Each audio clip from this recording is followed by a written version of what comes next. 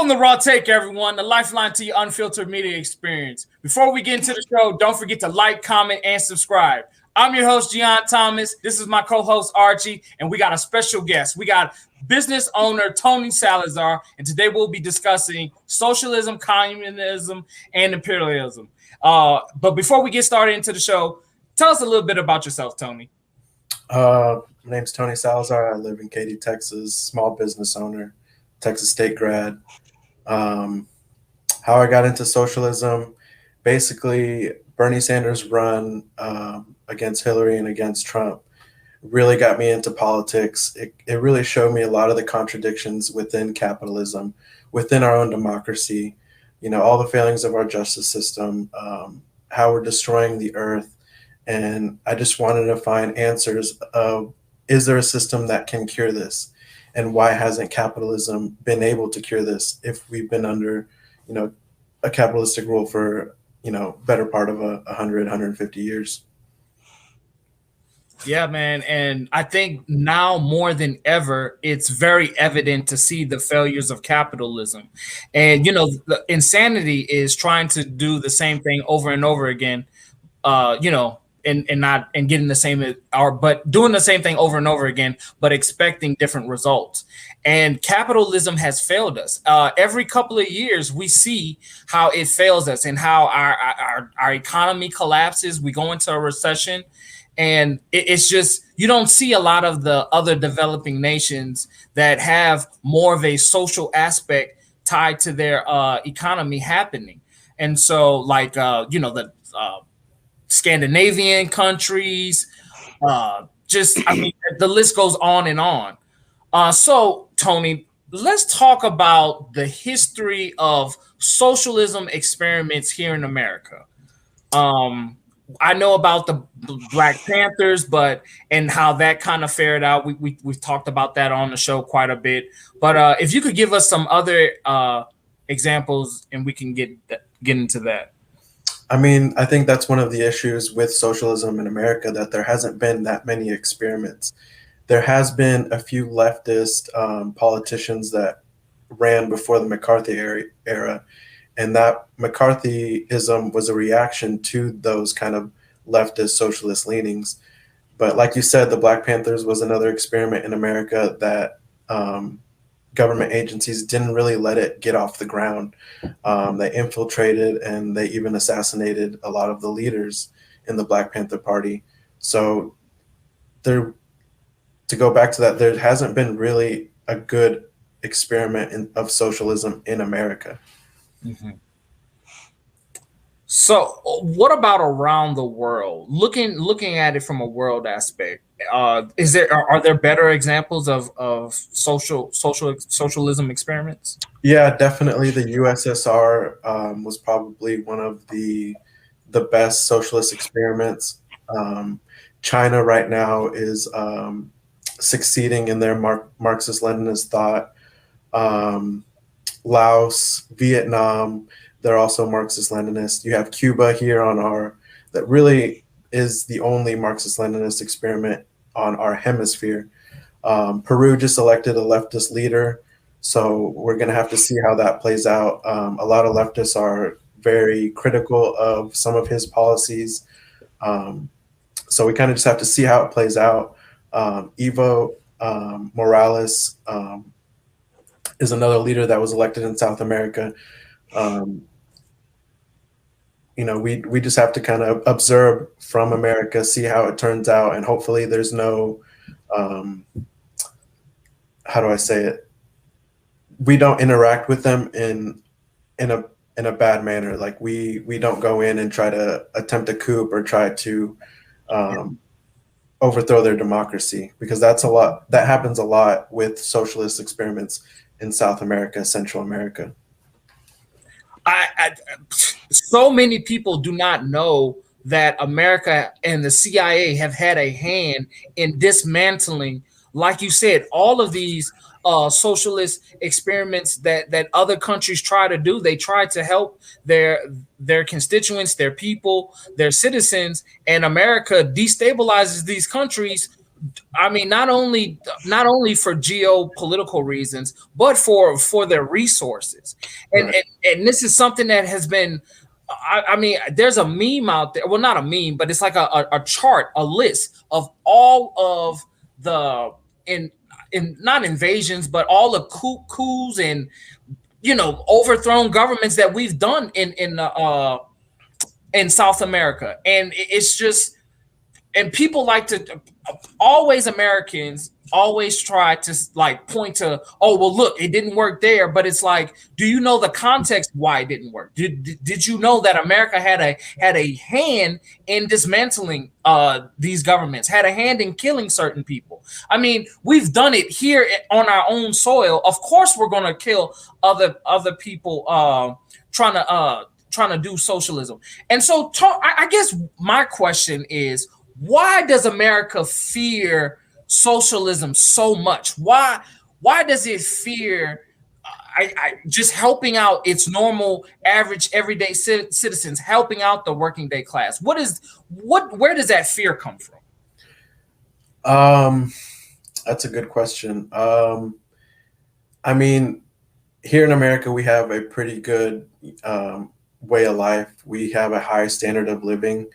I believe our fear is that if we don't subjugate the global South by taking their resources, by taking their surplus labor, that our way of life will deteriorate, which isn't necessarily the truth, but it is a fear that drives imperialism. So I want to talk about imperialism, and a lot of people don't know the aspects of imperialism. People don't even know what imperialism is, what it looks like. And could you give a couple of examples what imperialism looks like, especially American imperialism? Well, let's just take the United Fruit Company, for example. A socialist government was implemented in Guatemala. And so what they were going to do is buy back all the land from the private companies and put that land back in the hands of the workers, of the people. And the United Fruit Company went to the president at the time, I believe it was Eisenhower, and said, hey, this is going to be bad for our business. Can you do something about it? So he sent in troops and they staged a coup, overthrew the government, and the United Fruit Company was able to retain the land and retain to the rights to those fruit fields, and made, probably hundreds of billions over the decades. But the United Fruit Company now is known as Chiquita. Wow. That still exists today. So, and this is what I think we learned this in history. This was the banana wars, right? Where we fight wars over fruit. There's also other examples. There's financial imperialism. I'm not sure the situation in Haiti right now. Basically, when Haiti won their independence over France said, well, you need to pay us back for all the property you took and all the people you freed from slavery. And Haiti to this day is still sending millions of dollars per year to France for those slaves and for that land. Wow. I mean, slavery in Haiti has been overthrown for almost 200 plus years. Yeah. And you still have people being subjugated to cost for gaining their own freedom. I mean, yeah, the interest adds up. I mean, who knows when they'll be able to pay all that debt back? And if they don't pay it back, I mean, what is France going to do? What is the banks going to do? We don't know that yet, but it's probably going to be something, not short of war. Wow. I mean, and that's in our own backyard. That's crazy. I mean, that would be horrifying and asinine to see. Just to see France trying to go war with Haiti. Right. So this is another question I have. I want to talk about American politics and how it pertains to the class struggle. Right. That's a very difficult. The way I see American politics, it's trying to calm the revolutionary spirit. So they're trying to give us, an inch and hope we don't take a mile. So they'll give us some like concessions. I'm not sure if y'all saw AOC's tax the rich dress. Oh yeah, we saw That it. that is something to calm the revolution. To say, hey, if we tax the rich, things will get better. But the rich still own the means of production. So you're not really taking any power from the capitalist class and giving it to the workers. You're just, taxing them a little bit more, but those capitalists are going to come back and find ways to make more profit and get that money back. Yep. Exactly. That's Yep, why you're right. that's why you have to democratize the workplace. That's why when people go to work for these businesses, I mean, you are essentially giving a part of your life to see this business grow. And yes, that business is paying you, but that time, everybody's time is valuable. And Mhm. so when you're giving your time, you want fair compensation, and the minimum wage that they're paying us, even if your job has health benefits, that is still not equal compensation. And I think a Mhm. lot of people they don't know that. It's part of the culture here in America. I truly believe that. We have a business culture here in America, and it's always been crush the workers. And so many people don't realize that if we don't fight, then if we never did fight, we wouldn't even have weekends, Labor Day weekend. Like, it's just all these things. And if people tell you to shut up and quit crying, but it's like this so-called crying is how we get some of these leisures that we have here today. We have to remember that, we're just numbers. We're not even really looked at as people uh, in this society. We're just a number, and that's why it's so easy to kind of write us off and not really care about the livelihood of the workers. That's why it's so easy for them to continue to pay the minimum wage, being what is it, 750, Yeah, Seven, yeah, 125. 725. 725. It's been 725 for ages, and but the cost of living, everything goes up. That's Karl Marx described us as commodities, easily replaceable, something, just another gear in the machine. Exactly. Yeah, and we have to always remember that's how we're looked at. So, I mean, it just is what it is. And but like you said, Gian, we do have to. We need more people fighting. We need more people fighting. We need more organizing. I think that strength in numbers. So if more people fought, and that's not saying that we're going to see change, but maybe Yeah, it does class something. consciousness is a big aspect of socialism. If you don't have the people backing you, your revolution is never going to work. You have to not only educate the populace, but organize the populace and make sure you have at least similar goals in order for the revolution to work. I believe there was a, a leftist in a South American country named Gonzalo that just passed away, I believe, 2 weeks ago, that didn't have the people's consent, that didn't organize the people, and was seen as a terrorist. And he would even admit that he was somewhat of a terrorist, that he lost his way in the revolution, but he didn't have the people's consent. They jailed him, and he died in prison. Wow. Wow. Wow. That's that I mean that's you can't in doing this, you can't become a tyrant. And I feel like it's so easy for almost anybody to lose their way in politics.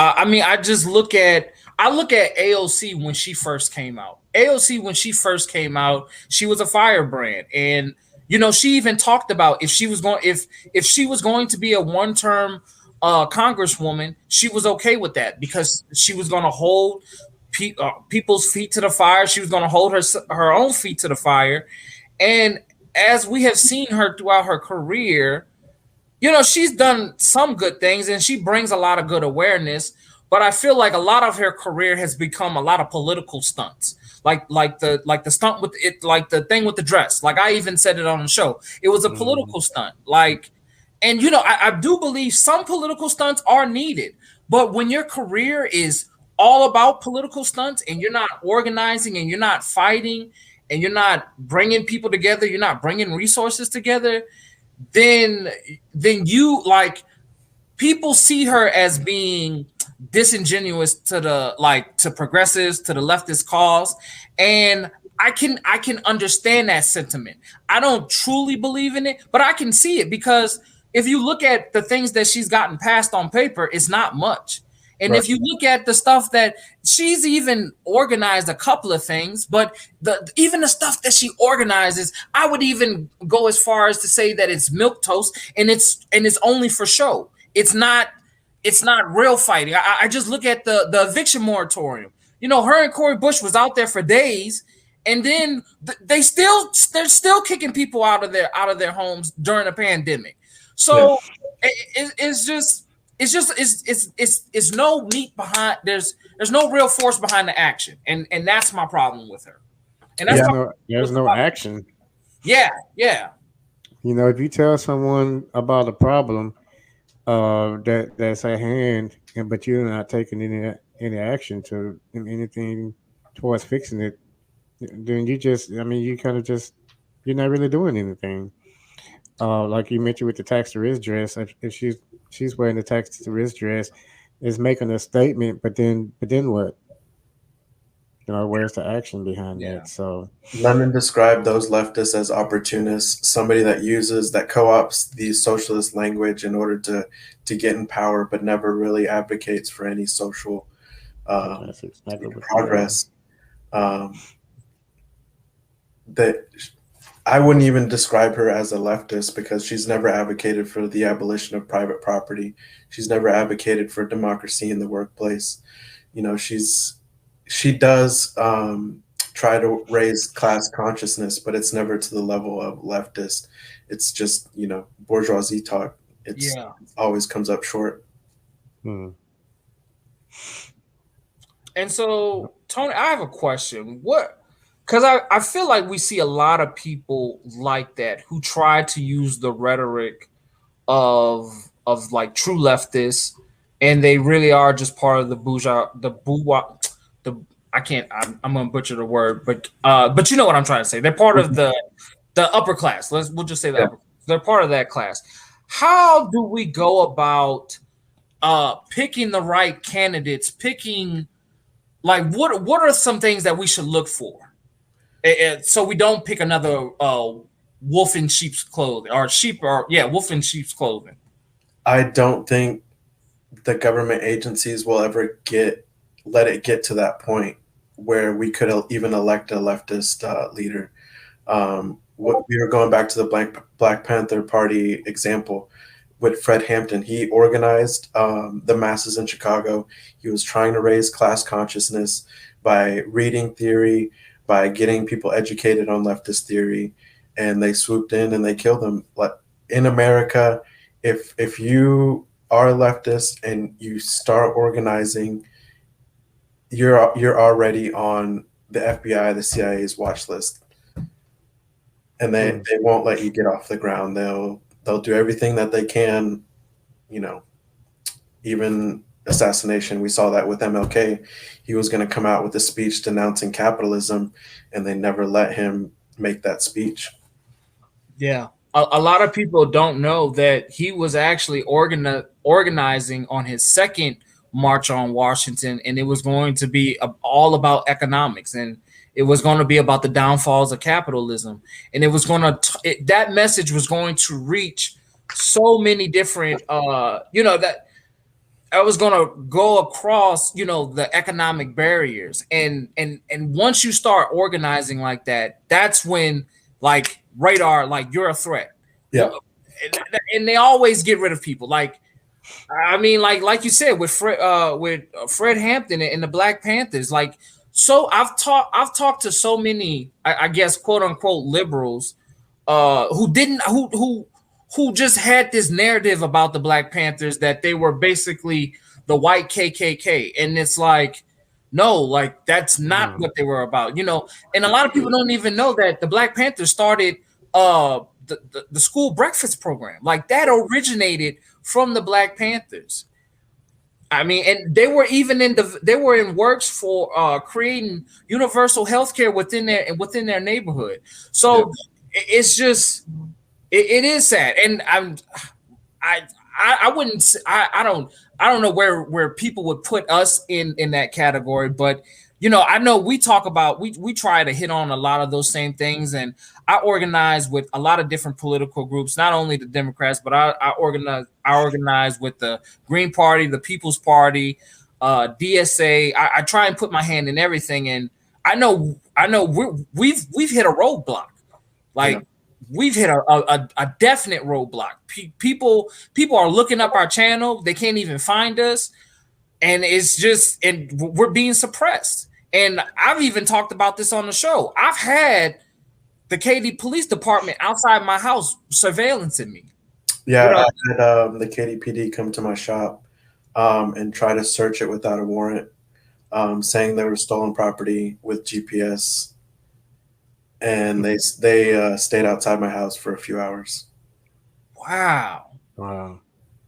And I mean, we're in the same community, and our politics don't really differ from each other. So, you know, if we started snowballing and raised class consciousness and actually developed a following, we would have the CIA and the FBI on our doorstep. Wow, and that's scary. I mean, that is a control system. Yeah. Right now, we operate under the dictatorship of the bourgeoisie. So the state is used to oppress the working class. And what Lenin said is the state is used to oppress one class over the other. So what we need to do is overthrow the dictatorship of the bourgeoisie and institute a dictatorship of the proletariat, where the working class oppresses the capitalist class in order for their survival. So when people say, oh, socialism is a dictatorship. Well, technically, yes. If you read any of Lenin, he says, yes, it's a dictatorship of the proletariat, where the working class commands the economy, society, the government, the environment, and bends it to their will. Instead of it being the elite, the upper 1%, why would you want something? And people will hear that, and people will get scared. But you know, let's put this in real world context.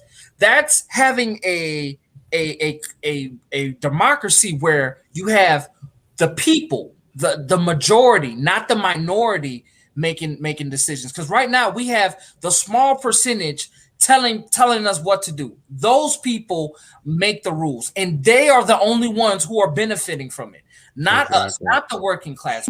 We get crushed constantly, and there's so many examples.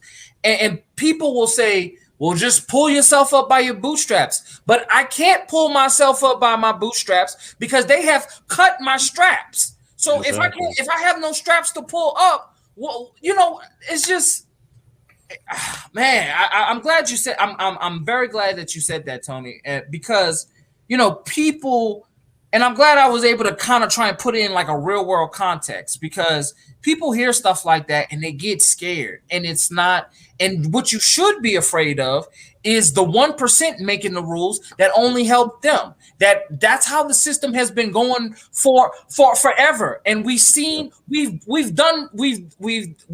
this song and dance so many times before, and we see where it gets us. It gets us nowhere, and it gets people killed. It gets us crushed. You know, I'm just, all the statistics are running through my head. Like over 60% of Americans can't handle a $500 or $400 expense, and that was before the pandemic. You think about that now, that's even worse. That's probably 80-90% of people who can't handle a $400 unexpected expense. I mean, I think about the 50 or so thousand people who who lose their health care every year. And just think, all of this stuff is being exacerbated. Everything is getting worse due to the pandemic. But who is making out like bandits during the pandemic? The 1%. Walmart, Amazon, Apple. Hell, these fools are making like bandits, and we are being crushed. Now, you have to also look at it this way. We live in America, a very prosperous nation. Imagine if we lived in, like, let's just use Afghanistan, for example. The U.S. gave weapons to the Mujahideen to push the Soviets out.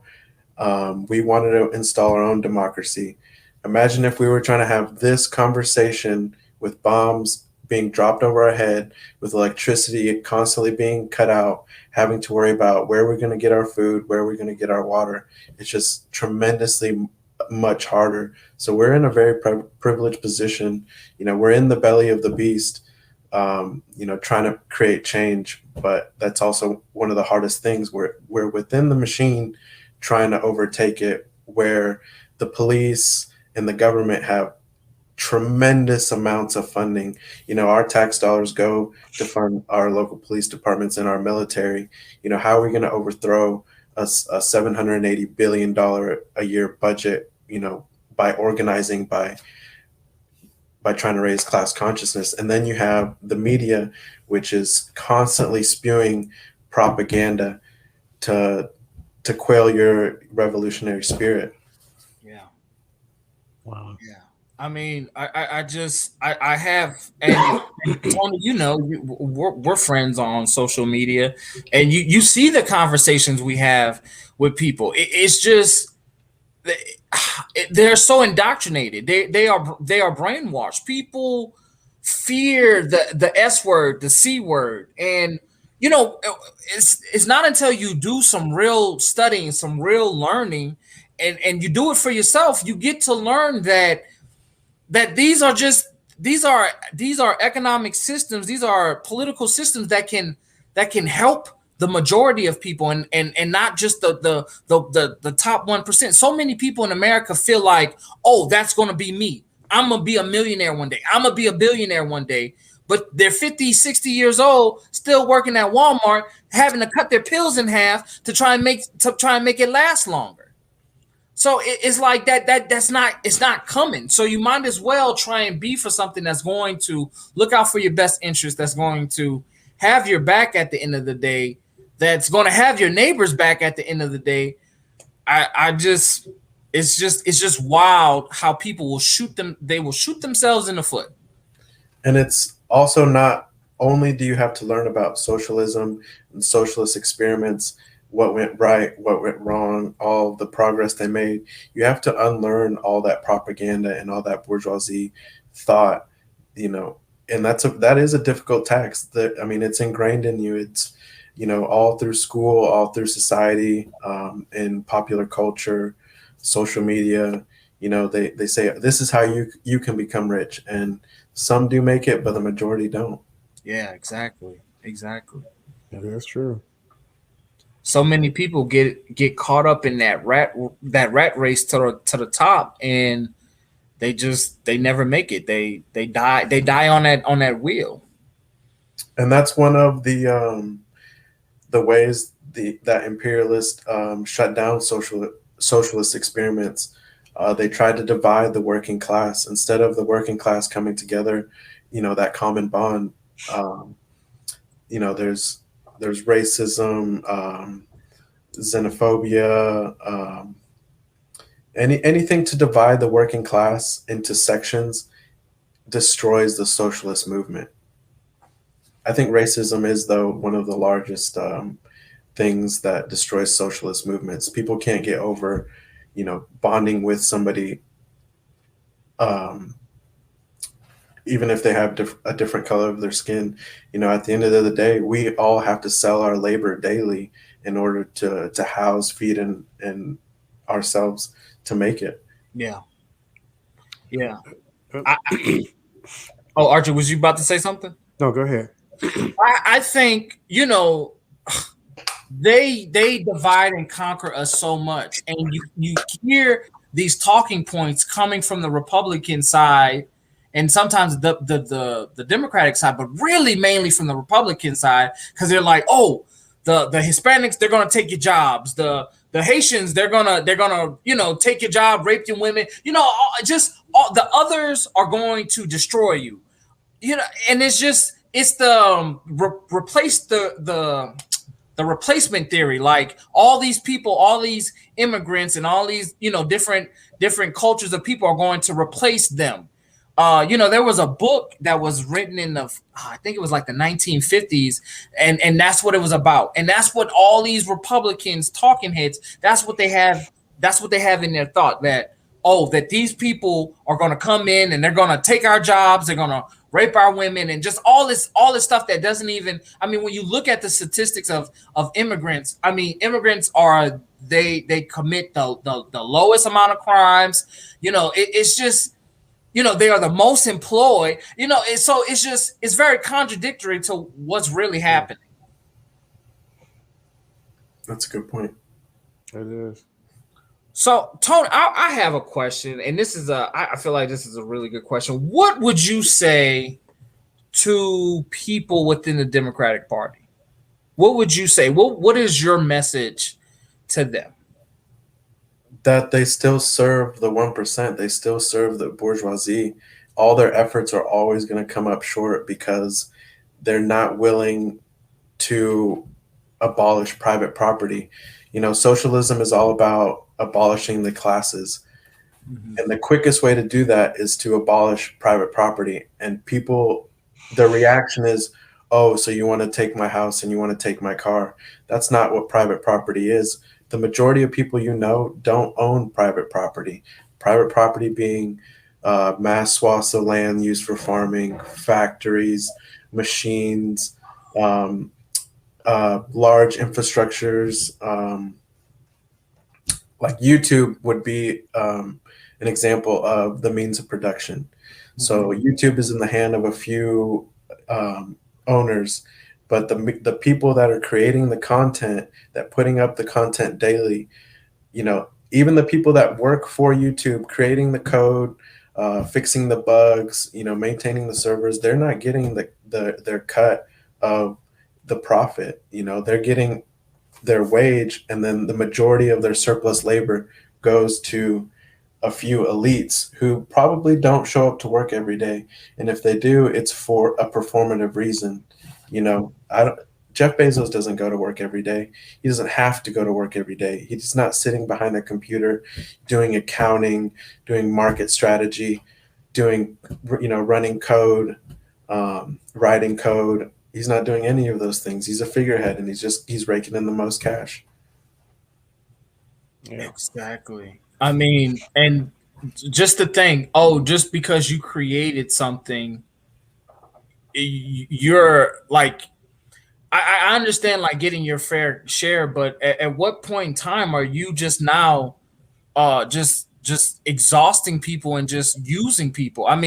Even in his speech to space, he said that this was all on my workers and everybody buying my products, saying that I undercut people so I can make this happen. There's no reason that people should be going to space, especially if you own a business. You should not be going to space if your workers are not paid well. You have horrible working conditions. Amazon drivers having to pee in cups, and just the horrible things that you hear, and you just have these billionaires, almost trillionaires, just like you said, they're just using people, and nobody is getting a fair share of their labor. Right. Capitalism requires a subjugation of the working class. Without subjugating the working class, the capitalists wouldn't be able to create their wealth. It's all labor creates all wealth. So without the labor of the worker, Jeff Bezos wouldn't be where he is. There's no way that he could do it by himself. He can't be in 100 places at one time. So he requires labor in order to create his wealth. Big ups to him. He created something awesome. Amazon is a smart idea. Amazon Web Services, smart idea. But it's the people that show up to work day in and day out that keep those machines running that create that wealth. Exactly. That's from it. That's why it's so important to that's why the working class, the people who make it happen, who make the wheels turn, need to be compensated properly. Need to be, they need to show that they need to show just more, give more, show more care. Stop looking at people as just a number. Um, and show people their, the value that they actually have. Because I used to always think about how I used to have a job where I was do deliveries for a building material company, and I'm thinking like, okay, I'm out here and I'm doing all of this hard physical labor, and like people sitting in the offices taking calls or whatever are making way more than me, like way more, like. But see, there's a little fault in that thinking, because those people sitting in the offices, they still have to show up every day. I understand that, but I'm saying that's why I said they're making way more, because I don't. I'm not saying that I should make more than them, because they're actually people who are doing sales, so they are bringing in the money that the company is making. But if you take away the people who's delivering this stuff, then what? But there's also, you got to look at the bigger picture. There's people that you probably never saw, making more than them. That in that equation. So you can't look at your boss and say, "Oh, you make more than me. You're a capitalist." It's the people that don't input their labor into the system to generate value. They're simply taking a little bit of everybody's, surplus labor. So you got to think about it way big picture. If they're showing up to work every day and they're creating value, then they're not your enemy. They're right. Well, it's not them that I look at anyway. It's the owners. Right. That's who my focus was towards, and my thing was I wanted to bring attention to the owners or owner, and make mention of the fact that I understand this person is doing their due diligence on the job or whatever, but I'm also doing mine. Why is my value not higher when I know the important role that people like me and people like me has on the success of this company? And that's why democracy in the workplace is very important and very pertinent to the socialist movement. If you're able to unionize and demand better wages compared to the profit that the company makes, that's your ability to strike is very important. And that's why Jeff Bezos doesn't want anybody to unionize, because as soon as people strike and say, hey, we're not going to show up to work and your packages aren't going to move, your web services are going to crash, he can't make money. He's in that instance, he's losing money. And that's why unionization is important and democracy in the workplace is important. Yeah. Tony, how do you feel about general strikes? Yeah, I support it. As long as it's for the right reasons, as long as it betters the working conditions, it betters the material conditions of the working class, I support it.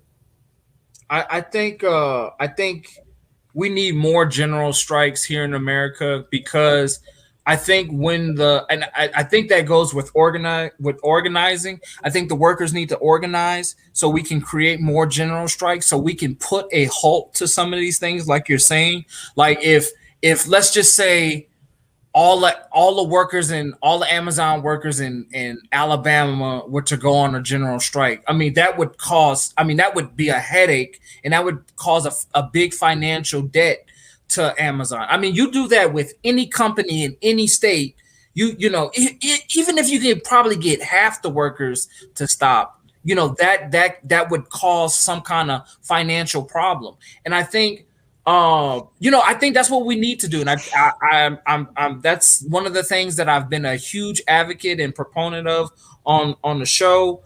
It just takes a lot of organizing. And I think, and when I say organizing, it's not just getting people together. You also have to like bring funds together because whenever you're talking about general strikes, you're talking about people not working. It can last a while. So I definitely what you're saying is exactly true. The workers need to come together. They need to unionize, and they need like whenever we do protests, we need to do protests that ties in with economics, because that is the only way you're going to get a capitalist or the capitalistic system to pay attention, is when the dollars stop flowing. Because once the dollars stop flowing, that's when everything's on high alert, and then they start paying attention to you. Yeah. I mean, the ultimate goal, though, is to abolish private property. That's the quickest way to emancipate the working class. So anything short of abolishing private property, still benefits the capitalist class. As long as they have the private property, as long as they own the means of production, we're always going to fall short of our goals, and we're always going to play catch up. Man. And that's why the revolution in China, the revolution in Russia, was so important. They did it. They organized the working class, the peasant class, and they violently overthrew the capitalist class, abolished private property, and set out to establish their socialist state. And it was good for a while in the USSR. It's really good for China right now. I'm not sure if y'all saw what's happening in China. It's actually developing as we speak. There's a private firm, Evergrande, that's a private real estate company. And what China did within the last few years is they used their productive forces to make a lot of public housing for the working class. And what happened was Evergrande's profits started to fall, and they've been defaulting on some loans. And just today, the Communist Party said, okay, we're going to take over this private business, and we're going to give more public housing to the working class. So China does have private property, but the power lies within the Communist Party. Mm-hmm. So there's a lot of sectors that there is no private property, such as collectivized farming, housing, education. They don't have universal health care, but they do have universal insurance coverage for the populace. There is a lot of critiques that we can aim at China, but you can't say that they're not making progress year in and year out. Yeah, man. You hear so many people talk about China, and they try to show China in a negative light, and sometimes I'm like, you can find horror stories in every country. I mean, we have some pretty gruesome stories here that you would be like, whoa, that happened in America today. That happened in America today. Yeah, exactly. Yeah, that's exactly what I'm saying. Like, happened. I mean, hell, the stuff at the border. I mean, that's something that that's you can take those images, look like they happened in the 1800s, and so yeah. And I did see what China was doing, and I think that's very interesting. What they're doing. So the real estate market started to get really hot, and prices for homes started to go really high.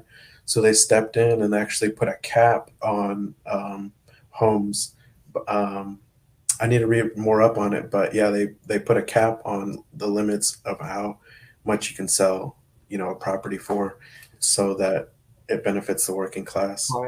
I mean, and that's something we need right here in America. I mean, the housing market is skyrocketing, and I was talking about this today in my comment section, how BlackRock is buying up property, and people, and then they're selling the property 3 times the price of the asking price.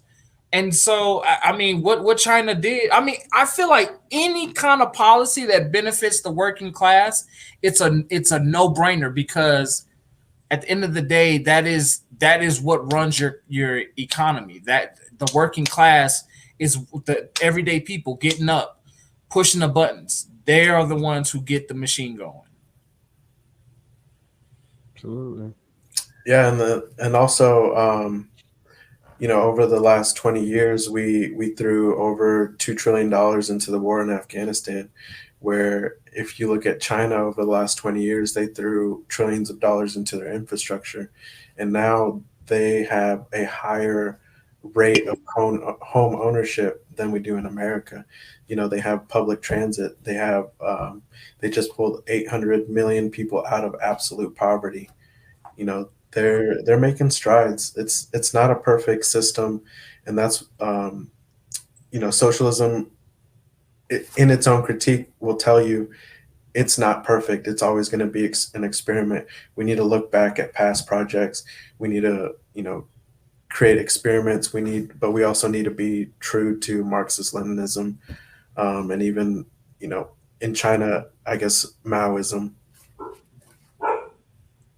Wow. Yeah, man. I think that's a really good note to leave off on. I think other Democrats and people within the left, because I work with so many people like that, I know they'll watch this show. They need to hear about these new.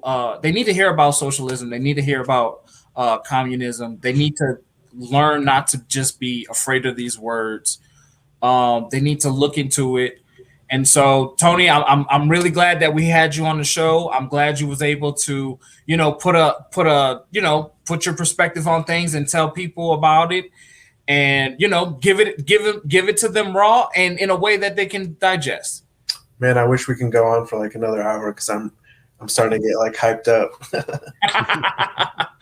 Oh man, well look, Tony, we will definitely have you back on the show, bro. Because like I said, man, we're trying to, I look, man, when I got involved into politics, I knew, I kind of had a feeling of how things was going to go. So I'm not afraid of nobody. I'm not afraid of the big bad CIA, the big bad FBI. I'm not afraid of nobody, so I walk to my own beat and I just jam out. So they can come watch us all they want, but we're going to sit here and we're going to make moves and we're going to try and help the working class people.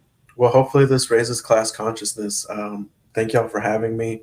Let's set up a debate with a capitalist. I mean, we probably don't know any capitalists, but a capitalist supporter. Oh, I like what you just said, because you know what? You are so right. We don't know any true capitalists.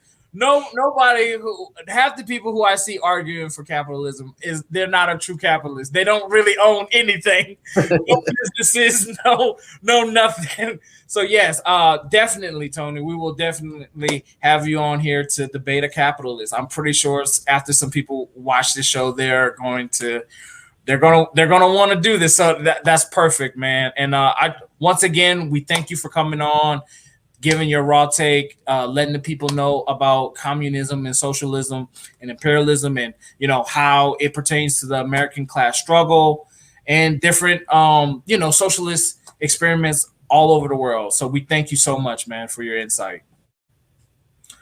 All right, guys. So that's our show. I want to thank everybody for watching. Don't forget to like, comment, and subscribe, and hit that notification bell so you don't miss out on any uploads. Y'all have a blessed day. Peace.